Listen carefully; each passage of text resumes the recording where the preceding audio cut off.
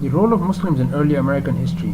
Although Christopher Columbus is often credited with discovering America, there's a lot of evidence to suggest that many people had been to the Americas before him, and people have written many books about it, so it's a very broad topic.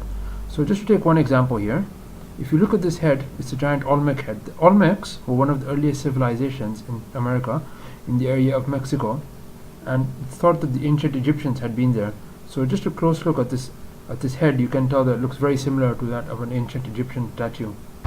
For this short video, however, I'm just going to be looking at some of the contact the Muslims had with the Americas before Christopher Columbus in 1492. And again, many people have written about this. An example was Al-Masaudi in the 9th century, a geographer and historian who wrote about a Muslim who had been to the Americas before. Another example was the Chinese Muslim Admiral Zheng He in the 15th century, and there's evidence to suggest that he had been to the Americas before Christopher Columbus, such as this map dated 1421. Another Muslim who might have been to the Americas before Christopher Columbus was Mansa Abu Bakr II. According to some narrations, he left his power in order to go and explore the ocean. Later, during the transatlantic slave trade, many Africans had been taken across to the Americas, including many people from West Africa. There were an estimated 10 to 15 million African slaves who had been taken to the Americas during the transatlantic slave trade.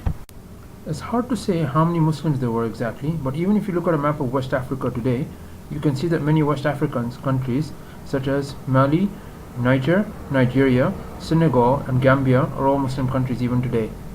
Another reason why it's hard to tell how many Muslims there were is because they were not allowed to practice their religion, they lost their identities, and they were forcefully given different names by their slave masters.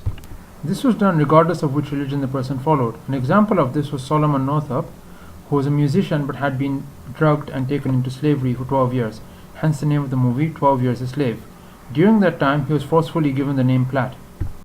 Another example was Estevanico, who was from Africa and was a slave and explorer.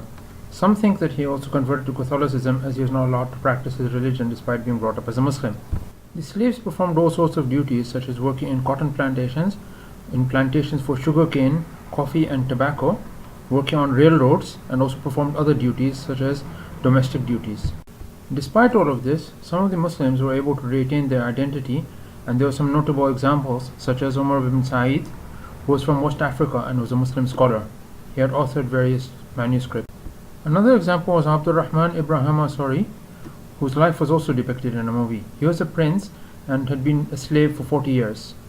Another example was Bilali Muhammad, who wrote the Bilali Muhammad document about Islamic law. He wrote it in Arabic. Another example was Ayuba Suleiman Diallo, who was one of the handful of slaves who gained their freedom at the time. He also wrote various documents. Another example was Muhammad Ali ibn Said, also known as Nicholas Said, who was a teacher and also took part in the American Civil War. It's thought that some of his descendants still remain in the Sapelo Islands in Georgia, in the US. Many Africans had also taken part in the American Civil War. I hope you found this video useful. Thank you for watching. Please like and share this video.